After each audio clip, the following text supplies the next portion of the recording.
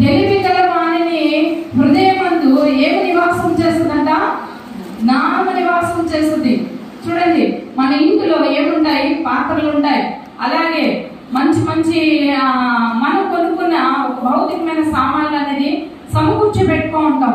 ఇంకా బంగారం సమకూర్చుకుంటాం, డబ్బులు సమకూర్చుకుంటాం. అవి ఎప్పుడు నివాసంలో అలా నిలబడతాయి. మరి మన హృదయంలో కూడా జ్ఞానం అనే నివాసము సుఖము చేయుచున్నది. ఆ జ్ఞానం ఎప్పుడు అలా ఉంటుంది. సమయం వచ్చినప్పుడు ఆ జ్ఞానమును ఉపయోగిస్తాం. సమయం వచ్చినప్పుడు ఆ జ్ఞానముతో మనం కట్టబడిన విధానాల్లో మనం ముందుకెళ్తాం. బుద్ధిహీనుని యొక్క అంతరంగములో ఉన్నది బయలుపడను. మరి బుద్ధిహీనుల యొక్క అంతరంగంలో ఏమున్నది? జ్ఞానం యొక్క హృదయంలో ఏమున్నది? ఆలోచన చేయాలి. బుద్ధిహీని యొక్క అంతరంగంలో ఏముంటది? వేషధారణ ఉంటది, తాగుబోతుతనం ఉంటది, వ్యభిచారం ఉంటది, దొంగతనం ఉంటది, సినిమాలు ఉంటాయి, సీరియల్ ఉంటాయి, రకరకాల లోక కార్యక్రమాలు అన్ని నివాసం ఉంటాయి. అవి బయలుపడుతుంటాయి. అవి బయలుపడినప్పుడు మరి వాళ్ళ యొక్క జీవితము హేళనగా కనబడుతుంది. ఎలా కనబడుతుంది? హేళనగా కనబడుతుంది, అవమానకరంగా కనబడుతుంది, వెలువైపడిన కుటుంబాలుగా కనబడతాయి. అలా ఉండకుండా జ్ఞానం అనే నివాసము మన హృదయంలో కట్టబడి ఉన్నప్పుడు మరి ఘనత కలిగిన కుటుంబాలకు పడతాడు దేవుడు. అతడు నన్ను ప్రేమించుచున్నాడు కనుక అతన్ని తప్పించదు, అతడు నా నామం ఎరిగిన వాడు కనుక అతన్ని ఘనపరచదును అంటున్నాడు. దేవుని నామం మనం ఎరిగాము, దేవుని యొక్క వాక్యం మనం ఎరిగాము, దేవుని యొక్క సన్నిధిలో మనం ఉంటున్నాము, దేవుడి పిల్లలుగా మనము దేవుని యొక్క సంఘములో మనం స్థిరులుగా ఉంటున్నాము. అయితే మన హృదయంలో ఎలాంటి యొక్క స్థితి ఉన్నది? చెప్పుకుంటున్నాం, దేవుడు మందిరానికి వెళ్తున్నాం, చెప్పుకుంటున్నాం, దేవుని పిల్లలను చెప్పుకుంటున్నాం, దేవుని యొక్క వాక్యం చదువుతున్నాం, చెప్తున్నాం. దాన్ని యొక్క అవలంబిస్తున్నామా? దాన్ని క్రియారూపకంగా మనం వ్యక్తపరుస్తున్నామా? తెలియపరుస్తున్నామా? ఆలోచన చేయండి ప్రియ దేవుని సంఘమా.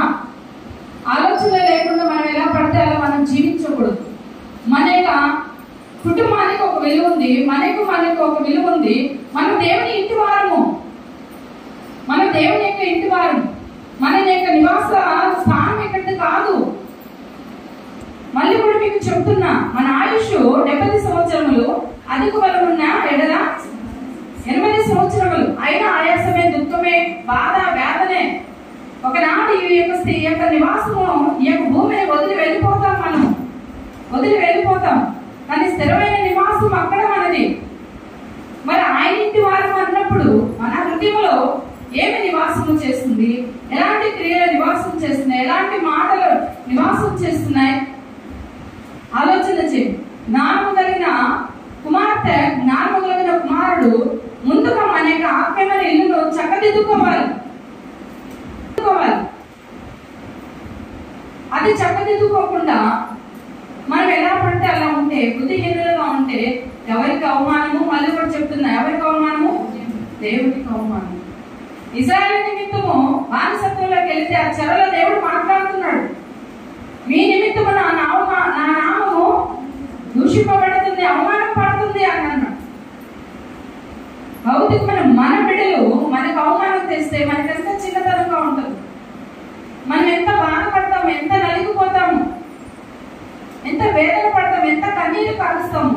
అయ్యో నా బిడ్డ నాకు అవమానం తెచ్చాడు, నా కుమార్తె అవమానం తెచ్చింది, నా కుమారుడు అవమానం తెచ్చాడు, నేను అలా ఉండలేదు, నా తండ్రి అలా ఉండలేదు, మరి వీడెందుకు ఇలా తయారైపోతున్నాడు, అమ్మాయి ఎందుకు ఇలా తయారు? ఎన్నో నలిగిపోతారు. తల్లిదండ్రులు అయినాక తెలుస్తుంది మీకు ఆ బాధ్యత. ఇప్పుడు తెలీదు. మరి తండ్రి ఎంత నలిగిపోతున్నాడు, ఎంత బాధపడుతున్నాడు.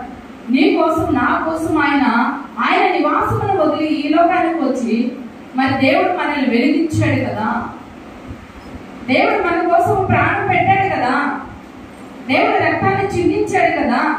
ఆయన రక్తానికి మనం విలువిస్తున్నామా? కనీసం ఆవగిందంతా విశ్వాసంతో మనం విలువిస్తున్నామా? ఆలోచించు. ఇక జ్ఞాన హృదయము ఏమంటున్నాడు ఆ మాట మళ్ళీ మనం చదువుదాం. తెలివి గల వాని హృదయమందు జ్ఞానము నివాసము చేయును అంటున్నాడు. తెలివి గల వాని ఎందు, తెలివి లేకుండా జీవించబాకండి. భౌతికమైన తెలివితేటలు కాదు, విడివిడి జ్ఞానంతో కాదు, దైవికమైన తెలివితేటలు. దైవికమైన తెలివితేటలు సమయోచితముగా నిదానంగా బండి మీద మనం చూస్తాం కదా, మనం బయటికి వెళ్ళేటప్పుడు నిదానమే ప్రధానం. బండి మీద 50 అడుగులు దూరం ఉండండి అని అంటాడు వెనకాల బండి. ఎందుకు ఆ వర్డ్స్ ఎందుకు రాస్తారు, ఆ పదాలు ఎందుకు రాస్తారు అని అంటే, మీరు నిదానంగా వస్తున్నప్పుడు ఎందుకంటే ఆ నిదానంలో ఆ కాస్త సమయంలో మీరు ఆలోచిస్తారు, మనం ఎంత వేగంగా తోలుతున్నామా, ఎలా డ్రైవ్ చేస్తున్నామా, ఎలా ఉన్నామా అని. మన జీవితంలో కూడా అంతేనండి. మన ప్రయాణం కూడా, యాత్రా జీవితంలో కూడా అంతే. నిదానంతో మాట్లాడుటకు తగ్గాలి, వినుటకు వేగిరి పడాలి అంటున్నాడు. వాక్యము విని మనం నేర్చుకొని మన జీవితము చాలా చక్కగా మనము సాఫీగా మంచిగా తెలియగలిగిన కుటుంబాలుగా కట్టబడిన జీవితాలు పోవాలని దేవుడు ఇష్టపడుతున్నాడు. 16:33 కూడా మనం చూద్దామండి. సామెతల గ్రంథము 16వ అధ్యాయము 33వ వచనం కూడా. చాలా చీట్లు ఒడిలో వేయబడును, వాటి వలన తీర్పు యెహోవా వశము అంటున్నాడు. ఏది మన మీదకు వస్తుందో కదండి, అది మనలో ఏనాటి కీడు ఆనాటికి చాలు, ఏనాటి మేలు ఆనాటికి చాలు. యోనా ఒక మార్గంలో వెళ్ళు అనంటే ఇంకొక మార్గాన్ని వెళ్ళాడు. వాళ్ళు ఏం చేశారు? చీట్లు వేశారా లేదా? చీట్లు వేశారు. ఎవరి మీదకి వచ్చింది ఆ చీటి? యోనా మీదకి వచ్చింది. జీవ గ్రంథంలో మన పేరు లిఖింపబడి ఉన్నాయి. ఏ జీవ గ్రంథము, ఏ గ్రంథంలో మనం ఉన్నాం? జీవ గ్రంథంలో ఉన్నాం. జీవ గ్రంథం అని అంటే అందులో ప్రాణం ఉన్నది. మరొక గ్రంథం అని అంటే నరకానికి వెళ్ళే గ్రంథము అని గుర్తుపెట్టుకోండి. జీవ గ్రంథంలో నా పేరు, అయా వీళ్ళ నిమిత్తం ఉన్న నీ గ్రంథంలో, నీ జీవ గ్రంథంలో నా పేరు తిరుగు త్యాగం చేశారు. దేవుడు నీ కోసం నా కోసం త్యాగం చేశాడండి.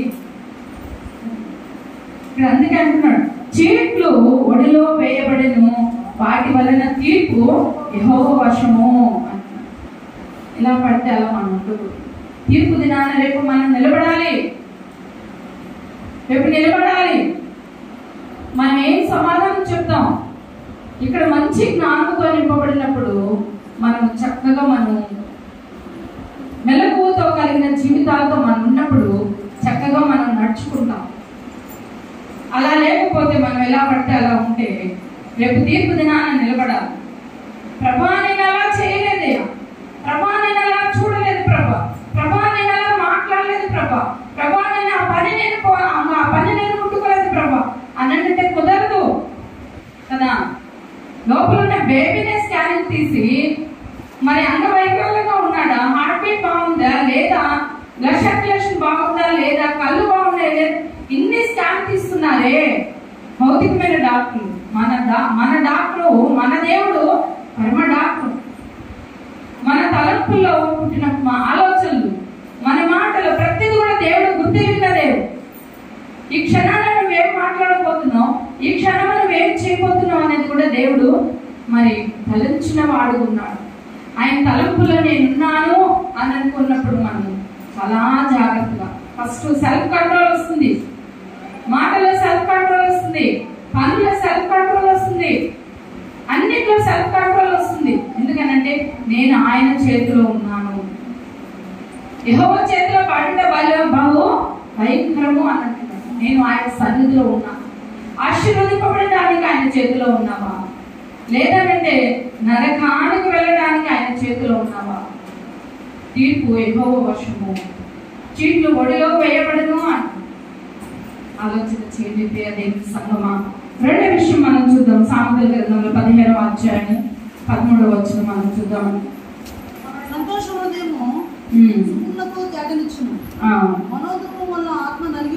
చాలా సంతోష హృదయము సుఖములకు తేగనిచ్చును, మనోదుఖము వలన ఆత్మ నలిగిపోవును అంటున్నాడు. చూడండి, సంతోషమే సమాధానం, సంతోషమే సమాధానం. దేవుని యొక్క సన్నిధిలో, దేవుని యొక్క వాక్యంతో మనం సంతోషింపబడిన కుటుంబాలు ఉన్నప్పుడు ముఖమునకు తేటనిచ్చును, తెలుగు పడుతుంది, తేటనిచ్చును, మంచి గ్లో ఇస్తుంది.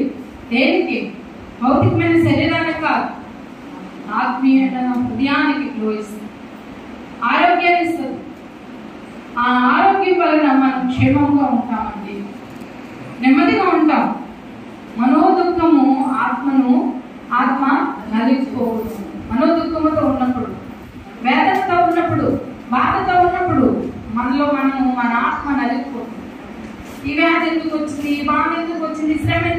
వచ్చింది, ఈ యొక్క ఇబ్బంది ఎందుకు వచ్చింది, నన్ను ఎందుకు ఇలా మాట్లాడాలి, ఎందుకు మాట్లాడాలి, రకరకాలుగా నలిగిపోతుంది. ఆ నలిగిపోయినప్పుడు ఎటు మనం వెళ్ళాలో తెలుసుకోలేని స్థితిలో రకరకాలమైన ఆలోచనలు పుట్టుకొచ్చి ఈరోజు క్షణికపాడమైన ఆలోచనలతో ప్రాణాలు తీసుకున్న కుటుంబాలు లేవా? క్షణికపాడమైన ఆవేశాలతో భార్యాభర్తలు విడిపోయిన వాళ్ళు లేరా? విడాకులు తీసుకున్న వాళ్ళు లేరా? ఉన్నారు. భర్త ఒక చోట, భార్య ఒక చోట, తల్లిదండ్రులు ఒక చోట, బిడ్డలు ఒక చోట. ఎంత నలిగిపోతున్నారు, ఎంత వేదన పొందుతున్నారు. అదే కుటుంబ సమేతంగా దేవుని సన్నిధిలో వచ్చి దేవుని యొక్క వాక్యంతో నింపబడినప్పుడు మరి హృదయానికి దేవుడు తేటనిస్తాడు, భారముని తీసివేస్తాడు. నీ భారం అంతా నా మీద మోపము అంటున్నాడు. నీకేది భారంగా ఉంది, ఏది సమస్యగా ఉంది, ఏది ఇబ్బందిగా ఉందో నా మీద పెట్టు, మోసేవాడు నేనున్నాడు. చిన్నప్పుడు మీ నాన్నలందరూ, మీ ఫాదర్స్ అందరూ భుజాల మీద మోసుకొని వెళ్ళారా లేదా? తీసుకెళ్ళారు. నడవలేని పరిస్థితి, భుజాల మీద మోసుకొని, నా కుమార్తెను ఎత్తుకొని నడవలేకపోతున్నాడు, నా కుమారుడు ఎత్తుకొని నడవలేకపోతున్నాడు. భుజాల మీద మోసుకొని కిలోమీటర్స్ నడిచిన వాళ్ళు కూడా ఉన్నారు కదా. మరి తండ్రి అంటున్నాడు, నువ్వు మోయలేని భారాన్ని నేను మోస్తాను, నువ్వు మోయలేని భారాన్ని నేను మోస్తాను, నా మీద పెట్టు. మోసేవాడు నేనున్నాను కదా, తప్పించేవాడు నేనున్నాను కదా, ఆదరించేవాడు నేనున్నాను కదా, క్షేమాన్నిచ్చేవాడు నేనున్నాను కదా, నెమ్మదినిచ్చేవాడు నేనున్నాను కదా, జీవాన్నిచ్చేవాడు నేనున్నాను కదా, ఆయుష్నిచ్చేవాడు నేనున్నాను కదా అని అన్నాడు. ఆయన ఇంతగా మనకి దిగులు ఎందుకండి? ఆయన ఇంతగా మనకి ఇబ్బంది ఎందుకండి?